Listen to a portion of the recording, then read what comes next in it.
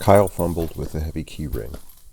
He had been doing this for years now, and he was still never quite sure which key locked the front door. His mind was only half on the task. The rest of him rehearsed the responsibilities of the last hour, wondering how it was possible that he could be closing up so late. Were all employees incapable of balancing the cash in the registers with the records in the sales terminals, or just the ones they stuck with him? He turned the correct key in the lock, retracing his steps down aisle 14. Had he actually checked the inventory, or had he gotten distracted and skipped it?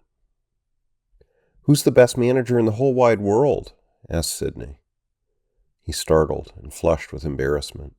She was so loud. "Oh my gosh, did I scare you? I'm so sorry."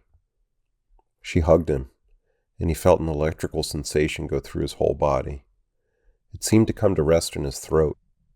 She was a head shorter than him, but the distance didn't prevent him from smelling the alcohol in her breath.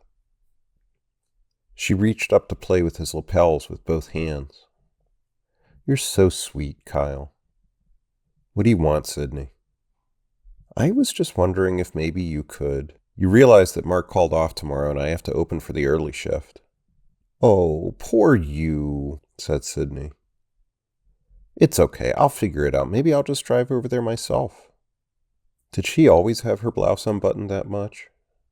Maybe she did. It seemed lower than usual, but maybe that was just that blouse. What it looked like.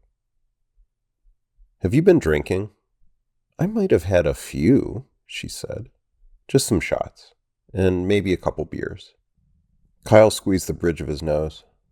"And you're going to drive home now?" "Not home. I was just getting scared, and I thought I'd have a shot first, to make myself brave." "I'm not brave like you, Kyle." "Oh, God," he said. She shifted her hair from one side of her head to the other. Was she doing that on purpose? "Where do you have to go?" he asked. She leaned in and whispered in his ear, "I have to go to the Necromancer." Kyle blinked. What was a necromancer? "Is that a guy that has sex with corpses?" he asked. "What?" She threw her head back to laugh, inviting him to look up her nose for a moment. The stud in her left nostril made it look like she had a prominent booger. She lowered her head and punched him in the chest. It felt like a cat had punched him, no force behind it. "No, that's a good one. You're funny.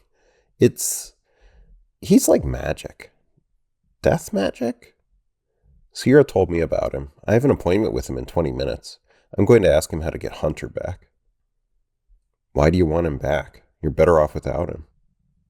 "I miss him," she said. "Does he have a job yet?" "I don't know. He hasn't updated his story." "So, no." "He'll get back on his feet," she said. Kyle mustered his most critical look. "You know I can't let you drive. You smell like you'll steer directly into oncoming traffic." Sydney squealed and hugged Kyle tight. They walked down the strip mall sidewalk on the way to his car. He kept his hands in his pockets, and she locked her arms around one of his. The girls from the late shift were waiting in the window at Flynn Flanagan's, and they waved and pointed as Kyle and Sydney walked past. He flipped them the bird, and they raised their drinks and yelled. He could hear their loud mouths through the glass. He hated himself.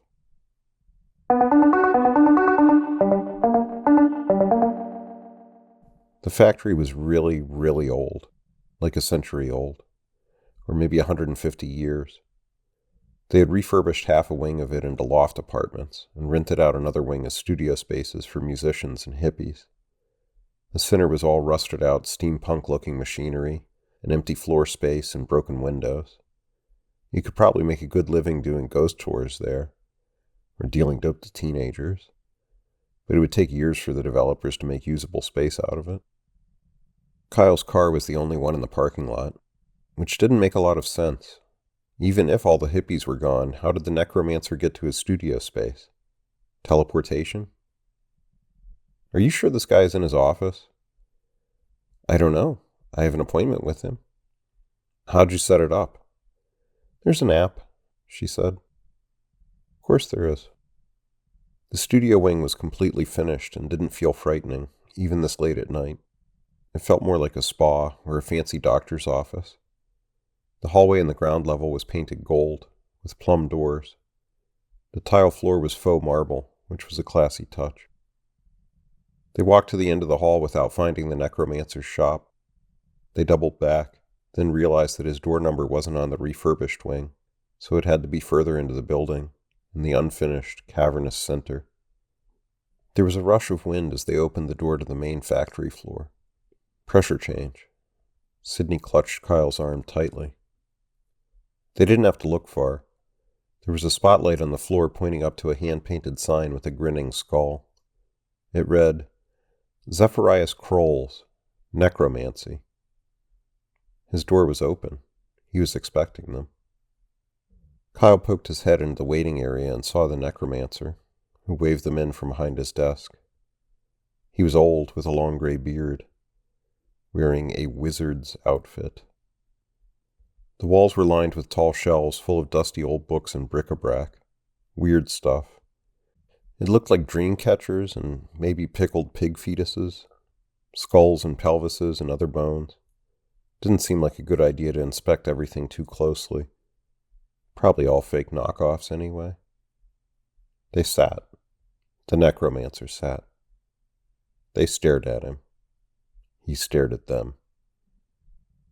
Well, he said.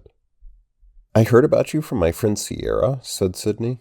I mean, she's not really my friend. I mean, we're friends, don't get me wrong, but I don't want to make it seem like we're super close. We're not BFFs, so I don't really know everything about what you do, but she said you're here and you could help me. And I don't think she came to you herself, but it was maybe her cousin, and she said you were great and you know your stuff. And you look legit, I must say. This place is pretty lit. Well done. Sydney seemed to notice a skeleton arm on a nearby shelf for the first time. She poked it, and the fingers moved a little. The necromancer looked at Kyle. He raised an eyebrow. Kyle looked at Sydney. So there's this boy named Hunter, and we're in a situationship right now, said Sydney. I mean, right now we're not in a situationship, or maybe I'm in a situationship with him, but he's not really speaking to me at the moment. And I was thinking, this is about a boy? Asked the necromancer. Well, he's a man, said Sydney. He's 26. He's a boy, said Kyle. Do you know what necromancy is? Asked the necromancer. Yeah, sure, said Sydney. Not really, said Kyle.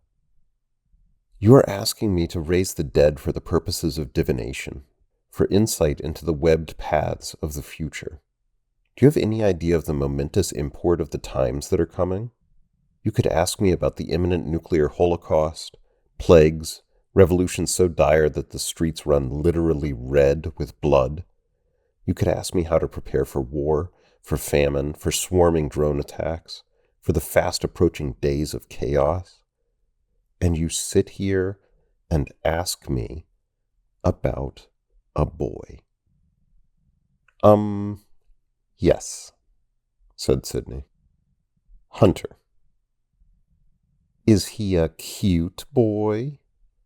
Asked the necromancer. Hell yes, said Sydney. The necromancer rolled his eyes. He looked at Kyle. You will provide me with the rib bone of a recently deceased relative of Hunter's. Where am I supposed to get that? Asked Kyle. I am a necromancer, said the necromancer. I raise the dead for the purposes of divination. Isn't it illegal to dig up people's bones? Asked Kyle. The necromancer looked at him. There were probably enough bones scattered around the room to make 2 full skeletons. $425, half up front and half once you bring me the rib bone. Floating rib is best. Any rib will do. Oh, I don't have that much on me right now, said Sydney. What do you have? Asked the necromancer. Sydney tapped around on the banking app on her phone. The balance was not good, apparently.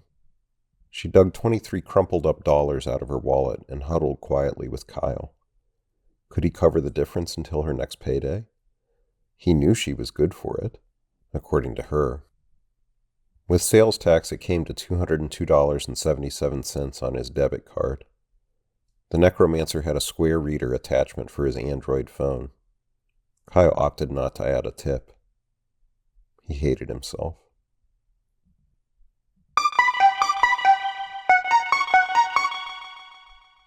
Earlier that night, say around the time when he had been frustrated by how long it took for him to close the store, Kyle could not have anticipated digging up Barbara Cooper's grave at 2 a.m, with a shovel from his own garage, under the headlights of his 2014 Chevy Spark with 175,000 miles on it. That would not have been reasonable, because he had no idea that Barbara Cooper was Hunter Cooper's dead grandma. He also could not have anticipated that he would be spending this much time with Sydney. So there was that. She looked very cute standing on the ground above the hole he was digging, lit up by the moon and the Chevy headlights, nervously adjusting her hair, acting as his lookout, when he got the chance to look up at her. He had expected to make contact with the coffin lid, but it seemed like the whole thing had just decomposed into the clay. The first non-dirt thing he hit was the black polyester dress that Babs had been buried in. It was still in pretty good shape. Once he found her skeleton, it was no trouble at all to pull out a rib. He did find it surprising that the bones were all stained a pale red. After that, once the rib was in his glove box, it felt like it took forever to recover the grave. And hiding the fact that the grave had been disturbed was just a complete lost cause. They might as well have put up a sign. Amateur grave robbers were here. But the elation he felt driving away from the cemetery without having been caught was really something special. He knew Sydney felt it too. They sang Brown-Eyed Girl together with the windows down and the volume all the way up. He dropped her off at her house and opened for the morning shift. Then his adrenaline wore off, and he realized that he had to somehow get through the rest of the day on no sleep. He hated himself again.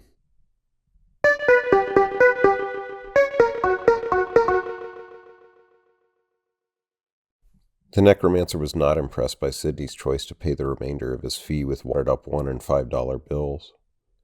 This was apparently the only cash she had lying around the house in reserve. "You didn't have any Ziploc baggies full of pennies?" asked the Necromancer. Kyle was just happy that he didn't have to foot the bill again. After the money exchanged hands, the Necromancer began his process. It involved a lot of words in some nonsense language and a beaker containing a neon smoking liquid. "I suggest you avert your eyes," said the Necromancer. He dropped the rib into the beaker. For a moment, the room was showered in sparks of light, then a fruity-smelling fog. An elderly woman appeared, floating 3 feet above the Necromancer's desk. Her upper body was clearly visible, but her lower extremities blurred away into the smoky fog that filled the room and seemed to be tethered to the beaker. The Necromancer did not appear to be in shock. Kyle was in shock. He had expected a less convincing trick. This did not look like a trick. This looked like an actual confused ghost. Sydney did not make a sound. She must have been in shock, too. "Barbara Cooper," said the Necromancer. Barbara looked around, unsure of herself. "Barbara Cooper, I have brought you here to be of aid to the living. We desire information about your grandson, Hunter." "Hunter?" The Necromancer looked at Sydney. Sydney nodded. "Yes, Hunter," said the Necromancer. He adjusted the beaker on his desk. The level of liquid in it seemed to be going down, feeding the fog. "He's such a good, kind boy," said Barbara. "Such beautiful eyes." Sydney nodded vigorously. Kyle sighed a little too loudly. "And his babies have such beautiful brown eyes," Barbara said. Sydney sat up straight and clasped her hands together. "We seek information about our future," said the Necromancer. "You have glimpsed it already and can reveal much that is useful to us." "Okay," said Barbara. She still didn't seem to know where to look. "We desire to know how Hunter came to be reunited with Sydney," said the necromancer. "Who?" "Sydney." "In Australia?" asked Barbara. "No, Sydney, in this room." "We're in Australia?" asked Barbara. "No, her, right there." Barbara looked around. "Who is she?" asked Barbara. "Sydney," said the necromancer. "My eyes aren't as good as they used to be," said Barbara. "How did Hunter and Sydney reunite?" asked the necromancer. "Do you mean... I don't understand," said Barbara. "The mother of Hunter's babies," said the necromancer. The beaker in his hand was almost empty. "Oh, she's beautiful. She likes to have her hair done up like Rosie the Riveter. She wears dresses like the women used to wear when I was a child." "How did Hunter and Sydney reunite?" Barbara's image began to fade. She was transparent now. "They met when she was working as a maid," said Barbara. "She..." Whatever she said after that was inaudible. She disappeared. The fog in the room fell. In the car on their way home, Sydney split her time between looking for deals on vintage dresses and clapping her hands and squealing. Kyle felt sick.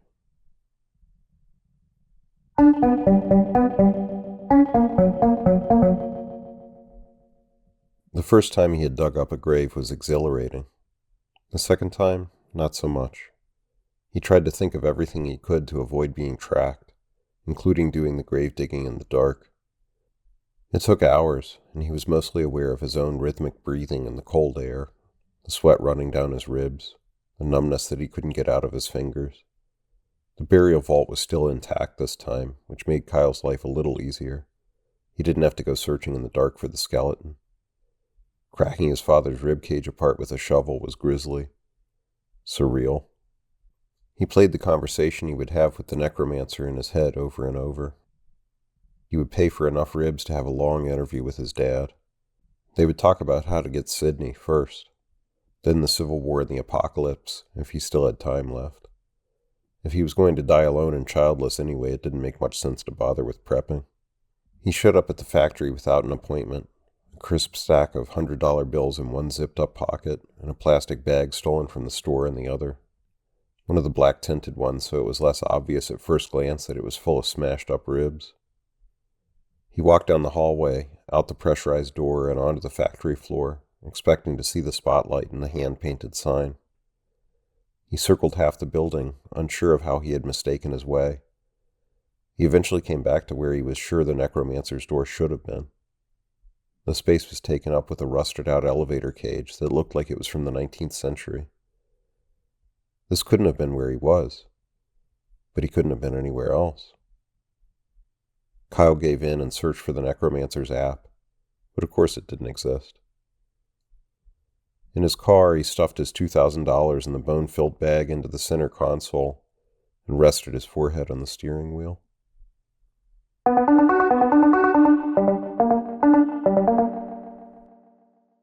Sydney found work with a maid service part-time, then got more and more hours to the point that she quit working at the store.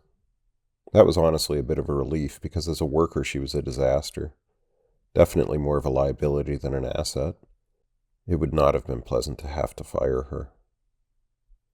In the meantime, she had talked the ears off of every girl in the store about the necromancer. For months, the girls would shoot him looks, and then whisper to each other and laugh. It was obvious that Barbara had no idea who Sydney was, so dressing up like it's World War II was not going to get Hunter back anytime soon. But Sydney heard what she wanted to hear. Regardless, she didn't stop seeing Kyle after she quit. Her car broke down for a while, and she called to see if he could drive her on some errands. Even after she got her car fixed, they would still go out. Nothing ever happened, because she just wanted to be friends, but he got to be around her, soak up her energy. They could share complaints about the girls at work, which was nice. And he actually liked her new style. especially the pieces he had helped her pick out at some of the thrift stores downtown. One night they had just ordered food at a Waffle House, and she was on her phone like usual. She shrieked, and the phone flipped up into the air. It scared him. He jumped a little in his seat. What? What is it? His mind raced toward various possibilities. The necromancer thing had him freaked out lately. It's him, she said. He picked up her phone and looked at it. It was on its lock screen. One text message from Hunter. You up? Sydney bounced out of her seat and held both of Kyle's cheeks, kissed him full on the lips. A warm, electric sensation went straight to his toes and through the back of his head. You beautiful, beautiful man, she said. You are the best friend anyone could ever ask for.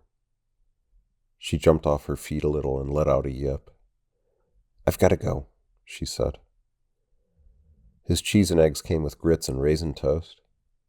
He ate her chocolate chip waffle and her bacon, too. He might as well, he was paying for them. Is it wrong to hate yourself for loving someone?